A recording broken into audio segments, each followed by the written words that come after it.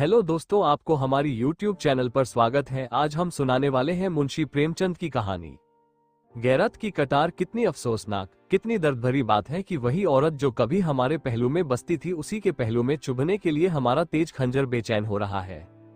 जिसकी आंखें हमारे लिए अमृत के छलकते हुए प्याले थी, वही आंखें हमारे दिल में आग और तूफान पैदा करें। रूप उसी वक्त तक राहत और खुशी देता है जब तक उसके भीतर एक रूहानी नेमत होती है और जब तक उसके अंदर औरत की वफा की रूह हरकत कर रही हो, वरना वो एक तकलीफ देने चाली चीज है, जहर और बदबू से भरी हुई, इसी काबिल कि वह हमारी निगाहों से दूर रहे और पंजे और नाखून का शिकार बने। एक जमाना वो था कि नईमा हैदर की आरजुओं की देवी थी। ये समझना मुश्किल था कि कौन तलबगार है और कौन उस तलब को पूरा करने वाला। एक तरफ पूरी पूरी दिलजोई थी, दूसरी तरफ पूरी पूरी रजा। तब तकदीर ने पांसा पलटा। गुलो बुलबुल में सुबह की हवा की शरारतें शुरू हुई। शाम का वक्त था, आसमान पर लाली छाई हुई थी। नईमा उमंग और ताजुगी और शौक से उमड़ी हुई कोठे पर आई। शफक की तरह उसका चेहरा भी उस वक्त खिला हुआ था। एन उसी वक्त वहां का सूबेदार नासिर अपने हवा की तरह तेज घोड़े पर सवार उधर से निकला।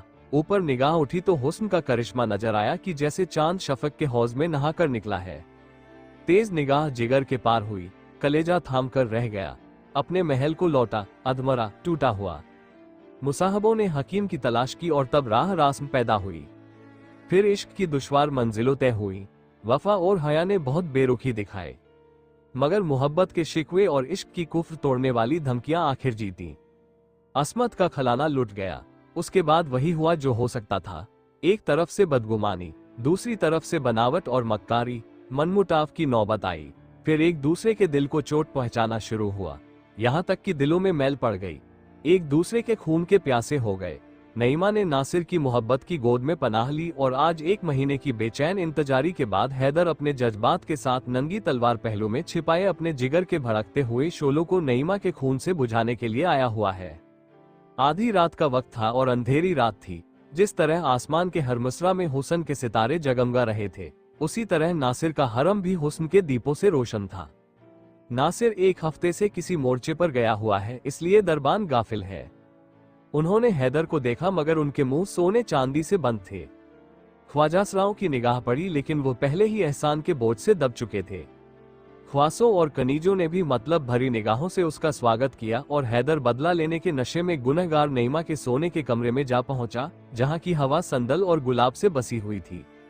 कमरे में एक मोमी चिराग जल रहा था और उसी की भेद भरी रोशनी में आराम और तकल्लुफ की सजावटें नजर आती थीं, जो सतीत्व जैसी अनमोल चीज के बदले में खरीदी गई थी।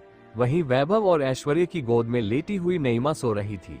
हैदर ने एक बार नैया को औंख भर देखा। वही मोहिनी सूरत थी, वही आकर्षक जावनिया और वही इच्छाओं को जगाने वाली ताजगी। वही युवती जिसे एक बार देखकर भूलना असंभव था। हाँ, वही नईमा थी। वही गोरी बौहें जो कभी उसके गले का हार बनती थी, वही कस्तूरी में बसे हुए बाल जो कभी कंधों पर लहराते थे, वही फूल जैसे गाल जो उसकी प्रेम भरी आंखों के सामने लाल हो जाते थे। इन्हीं गोरी गोरी कलाइयों में उसने अभी अभी खिली हुई कलियों के कंगन पहनाए थे और जिन्हें वो वफा के कंगन समझ था। इसकी गले में उसने फूलों के हार सजाए थे और उन्हें प्रेम का हार ख्याल किया था, लेकिन उसे क्या मालूम था कि फूलों के हार और कलियों के कंगन के साथ वफा के कंगन और प्रेम के हार भी मुरझा जाएंगे। हाँ, यह वही गुलाब के से होंठ हैं जो कभी उसकी मोहब्बत में फूल की तरह खिल जाते थे, जिनसे मोहब्बत की सुहानी महक उड़ती थी। और यह वही सीना है जिसमें कभी उसकी मोहब्बत और वफा का जलवा था, जो कभी उसके मोहब्बत का घर था, मगर जिस फूल में दिल की महक थी, उसमें दगा के कांटे हैं। हैदर ने तेज कटार पहलू से निकाली और दबे पांव नईमा की तरफ आया, लेकिन उसके हाथ न उठ सके। जिसके साथ उम्र भर जिंदगी की सैर की उसकी गर्दन पर छुरी चलाते हुए उसका हृदय द्रवित हो गया। उसकी आंखें भीग गईं। दिल में हसरत भरी यादगारों का एक तूफान सा। तकदीर की क्या खूबी है कि जिस प्रेम का आरंभ ऐसा खुशी से भरपूर हो, उसका अंत इतना पीड़ाजनक हो। उसके पैर थरथराने लगे, लेकिन स्वाभिमान ने ललकारा। दीवार पर लटकी हुई तस्वीरें उसकी इस कमजोरी पर मुस्कुराई, मगर कमजोर इरादा हमेशा सवाल और अलील की आड़ लिया करता है। हैदर के दिल में ख्याल पैदा हुआ, क्या इस मोहब्बत के बाप को उजाड़ने का इल्जाम मेरे ऊपर नहीं है? जिस वक्त बदगुमानियों के अखुए निकले, अगर मैंने तानों और धिक्कारों के बजाय मोहब्बत से काम लिया होता तो आज ये दिन ना आता। मेरे जुल्मों ने मोहब्बत और वफा की जड़ काटी। औरत कमजोर होती है, किसी सहारे के बगैर नहीं रह सकती। जिस औरत ने मोहब्बत के मजे उठाए हो और उल्फात की नाजबरदारियां देखी हो, वो तानों और जिल्लतों की आंच क्या सह सकती है। लेकिन फिर गैरत ने उकसाया कि जैसे वो धुंधला चिराग भी उसकी कमजोरियों पर हंसने लगा। स्वाभिमान और तर्क में सवाल जवाब हो रहा था कि अचानक नईमा ने करवट बदली और अंगड़ाई ली। हैदर ने फौरन तलवार उठाई, जान के खतरे में आगा पीछा कहा। दिल ने फैसला कर लिया, तलवार अपना काम करने वाली ही थी कि नईमा ने आंखें खोल दी। मौत की कटार सिर पर नजर आई। वो घबराकर उठ बैठी, हैदर को देखा, परिस्थिति समझ में आ गई। बोली, हैदर। हैदर ने अपनी जेब को गुस्से के पर्दे में छिपाकर कहा, हाँ मैं हूँ हैदर। नईमा सिर झुकाकर हसरत भरे ढंग से बोली, तुम्हारे हाथों में ये चमकती हुई तलवार देखकर मेरा कलेजा थरथरा रहा है। तुम्ही ने मुझे नाजबरदारियों का आदी बना दिया है। जरा देर के लिए इस कटार को मेरी औंखें से छिपा लो। मैं जानती हूँ कि तुम मेरे खून के प्यासे हो, लेकिन मुझे न मालूम था कि तुम इतने बेरहम और संगदिल हो। मैंने तुमसे दगा की है, तुम्हारी खतावार हूँ, लेकिन हैदर यकीन मानो, अगर मुझे चंद आखिरी बातें कहने का मौका न मिलता तो शायद मेरी रूह को दोज़ख में भी यही आरजू रहती। मौत की सजा से पहले आपने घर वालों से आखिरी मुलाकात की इजाजत होती है। क्या तुम मेरे लिए इतनी रियायत के भी रवादार न थे? माना कि अब तुम मेरे लिए कोई नहीं हो, मगर किसी वक्त थे, और तुम चाहे अपने दिल में समझते हो कि मैं सब कुछ भूल गई, लेकिन मैं मोहब्बत को इतनी जल्दी भूल जाने वाली नहीं हूँ। अपने ही दिल से फैसला करो। तुम मेरी बेवफाया चाहे भूल जाओ, लेकिन मेरी मोहब्बत की दिल तोड़ने वाली यादगारें नहीं मिटा सकते। मेरी आखिरी बातें सुन लो और इस नापाक जिंदगी का हिस्सा पाक करो। मैं साफ साफ कहती हूँ, इस आखिरी वक्त में क्यों डरो? मेरी कुछ दुर्गत हुई है, उसके जिम्मेदार तुम हो, नाराज ना होना। अगर तुम्हारा ख्याल है कि मैं यहाँ फूलों की सेज पर सोती हूँ तो वो गलत है। मैंने औरत की शर्म खोकर उसकी कद्र जानी है। मैं हसीन हूँ, नाजुक हूँ, दुनिया की नेमतें मेरे लिए हाजिर है। नासिर मेरी इच्छा का गुलाम है, लेकिन मेरे दिल से ये ख्याल कभी दूर नहीं होता कि वो सिर्फ मेरे हुस्न और अदा का बंदा है। मेरी इज्जत उसके दिल में कभी हो भी नहीं सकती। क्या तुम जानते हो कि यहाँ ख्वासों और दूसरी बीवियों के मतलब भरे इशारे मेरे खून और जिगर को नहीं लजाते? ओ, मैंने असमत खोकर असमत की कद्र जानी है, लेकिन मैं कह चुकी हूँ और फिर कहती हूँ कि इसके तुम जिम्मेदार हो। हैदर ने पहलू बदलकर पूछा, क्यों कर? नईमा ने उसी अंदर से जवाब दिया, तुमने बीवी बनाकर नहीं, माशूक बनाकर रखा। तुमने मुझे नाजुबरदारियों का आदी बनाया, लेकिन फर्ज का सबक नहीं पढ़ाया। तुमने कभी न अपनी बातों से न कामों से मुझे ये ख्याल करने का मौका दिया कि इस मोहब्बत की बुनियाद फर्ज पर है। तुमने मुझे हमेशा हुस्न और मस्तियों के तिलिस्म में फंसाए रखा और मुझे ख्वाहिशों का गुलाम बना दिया। किसी किश्ती पर अगर फर्ज का मल्लाह न हो तो फिर उसे दरिया में डूब जाने के सिवा और कोई चारा नहीं।